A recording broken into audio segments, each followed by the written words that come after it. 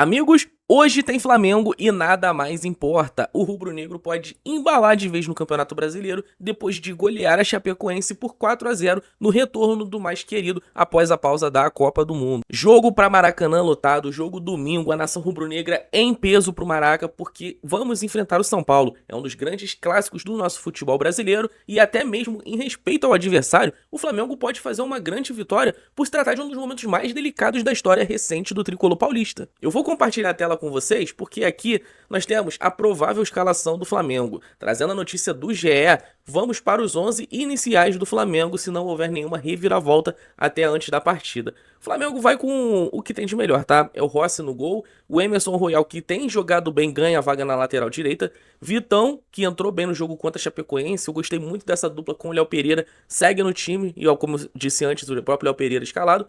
Alexandro retorna no lugar do Ayrton Lucas, que fez uma partida muito abaixo da média contra a Chapecoense, mesmo o Flamengo goleando. O Ayrton Lucas não foi bem na partida e o Alexandro retoma essa posição.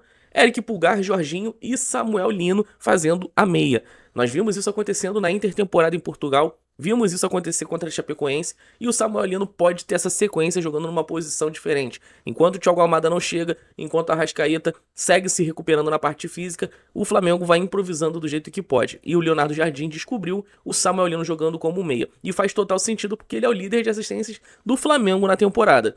Na frente, olha só que coisa bacana, o Lohan deve ganhar a vaga no ataque, jogando mais como um ponta aberto no lado direito, Bruno Henrique aberto no lado esquerdo e o Pedro camisa 9. A gente vai falar um pouco dessa escalação aqui porque tem muita coisa interessante. A primeira delas, eu já destaco logo de cara aqui, é a seguinte, o Emerson Royal ele entra no time. O Emerson Royal tem feito boas partidas, ele foi procurado pelo futebol inglês, foi procurado pelo Aston Villa, teve proposta oficial e o Flamengo recusou a ida dele. A torcida do Flamengo não morre de amores por Emerson Royal, acha que ele é um jogador irregular, caro pelo que ele entrega, mas convenhamos, nos últimos tempos, desde a intertemporada do Flamengo no meio do ano, o Emerson Royal tem mostrado sinais de evolução nítido e faz sentido ele ser o titular. Eu ainda confio bastante, ele tem 27 anos, na teoria ele tá no auge da sua forma física e técnica, então jogando no time ajeitadinho como o Flamengo, ainda mais uma partida dessa em casa, em que o Flamengo vai precisar atacar e muito São Paulo, vamos precisar muito do Emerson Royal com pulmão para chegar na área ofensiva, para finalizar, para cabecear, para dar essa assistência, então ele vai ser um jogador bem importante. Outro jogador, Danilo não, o Vitão. O Vitão, ele entra muito bem no jogo contra a Chapecoense. Mostra um certo dinamismo, um bom entrosamento com o Léo Pereira. É um zagueiro leve, jovem, é um zagueiro que eu falo com tranquilidade. Já poderia ser titular do Flamengo há mais tempo. Léo Ortiz estava vacilando, o Vitão pedia a passagem e agora de fato parece que ele tem ganhado essa sequência. Muito por conta da lesão do Léo Ortiz, mas essa brecha existe no elenco, então é hora do Vitão aproveitar. Quero ver esse teste contra o São Paulo, vai pegar um time que tem um ataque um pouco mais forte que a Chapecoense, então faz total sentido dar essa minutagem pro Vitão. Gosto da volta do Alexandro, porque o Ayrton Lucas foi muito mal, e o Alexandre entrega certa regularidade, mostra ser um jogador muito equilibrado, seleção brasileira, né? Então assim, é um jogador muito acima da média para os laterais esquerdos do futebol brasileiro. Gosto também da posição do Samuel Lino porque ele fica livre para transitar pelo campo.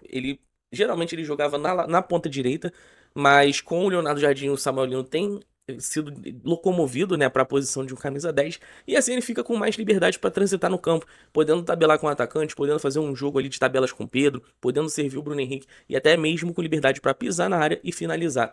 O Samuel Lino tem vivido um ano mágico como garçom do Flamengo, líder de assistências, é um jogador muito perigoso. Mas assim, meu maior destaque nessa escalação, se de fato ela for para campo amanhã, aliás, se ela for pra campo logo mais, eu tô gravando esse vídeo na madrugada de sábado pra domingo, vai ao ar de manhã, né, neste domingo. Eu gosto bastante da entrada do Lohan. O Lohan, pra quem não sabe, jogador do Flamengo, 19 anos, que no começo da temporada foi emprestado pro Pisa da Itália, o Felipe Luiz não tinha planos com ele, aparentava ser um caso perdido do Flamengo, por se tratar de um jogador muito promissor, mas com sérias falhas táticas, especialmente sem a bola. Acabou que no Pisa não foi bem, o time era fraco, foi rebaixado, e o Lohan ele retorna pro Flamengo com muita fome, com muita vontade de mostrar serviço. Na intertemporada ele rouba a cena, entra em campo, deslancha, joga bem. O Leonardo Jardim abraça o jogador, fala que ele de fato tá curioso para ver a sequência do Lohan, e o jogador entrou bem contra a Chapecoense, saiu do banco substituindo o Gonzalo Plata que se machucou, e ele anota um golaço contra a Chapecoense. Então, assim, eu costumo falar que uma grande virtude de um treinador não é só ele contratar os melhores jogadores, mas ele recuperar no seu elenco jogadores bons que às vezes estavam numa fase ruim. E com o Lohan pode ser exatamente isso. O Lohan ganha uma oportunidade de titular, não precisa nem fazer gol, mas fazer uma partida convincente, entregar algo de diferente que o torcedor do Flamengo goste, muita disciplina tática, um jogador bem ofensivo, com dribles, com jogadas extremamente ousadas que combinam com o elenco do Flamengo. Certamente o Lohan vai ter essa vaga cada vez mais cativa no elenco rubro-negro, como reserva, como titular, enfim, como for necessário. Aqui, rapaziada, já agora falando um pouco do nosso rival, do nosso oponente, o São Paulo, que é um time gigantesco, mas que tem sofrido com a questão financeira.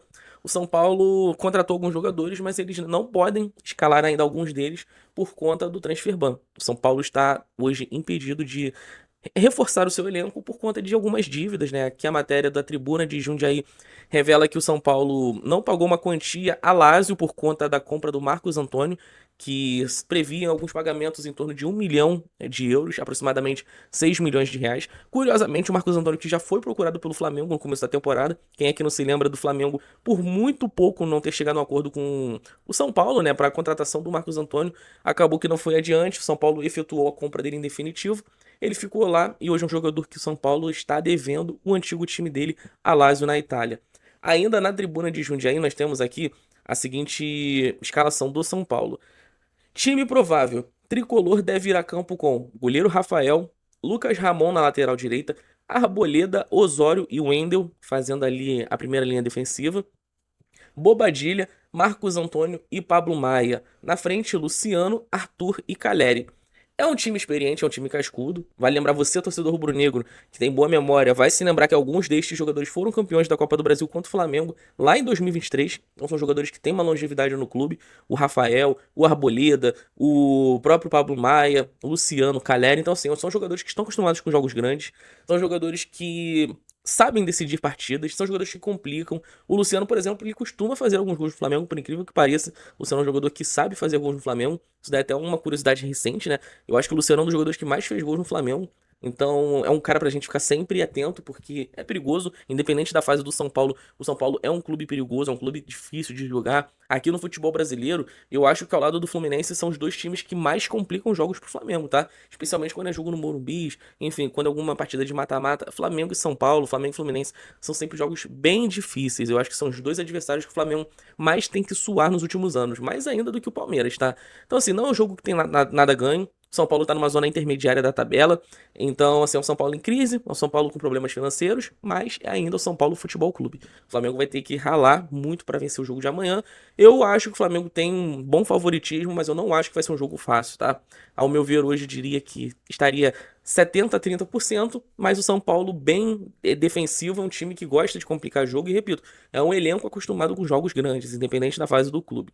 Meu palpite para amanhã, torcedor rubro-negro, o que a gente pode imaginar pro jogo de amanhã? Eu penso da seguinte forma, cara, é um jogo difícil, vai ser um jogo arrastado, vai ser um jogo que o Flamengo vai precisar de muita inspiração, não pode perder tantos gols como costuma perder, mas eu acho que eu vou num 2-0, tá? Eu acho que o Pedro faz um gol e eu ainda arriscaria, de repente, um gol do Bruno Henrique. Vamos de Bruno Henrique e Pedro? Essa dupla de ataque é extremamente valiosa do Flamengo, acostumado com jogo grande, decisivo. No Maracanã, acho que o Pedro faz o gol e o Bruno Henrique também. O Flamengo vence o São Paulo. Mas e você? Você acha isso, torcedor? Comenta aqui o que você acha. Quanto vai ser o jogo de amanhã, Flamengo e São Paulo? Deixa aí nos comentários. E, meus amigos, eu vou pedir mais uma vez a ajuda de vocês. Deixe o seu like no vídeo, se inscreva no meu canal. Falta muito pouco para 2.000 inscritos e vocês são fundamentais no meu projeto aqui no YouTube. Eu sou o Gabriel e seu Papo Boleiro. Todo dia eu trago assuntos de futebol falando de Flamengo aqui para vocês. Um forte abraço, valeu, tamo junto.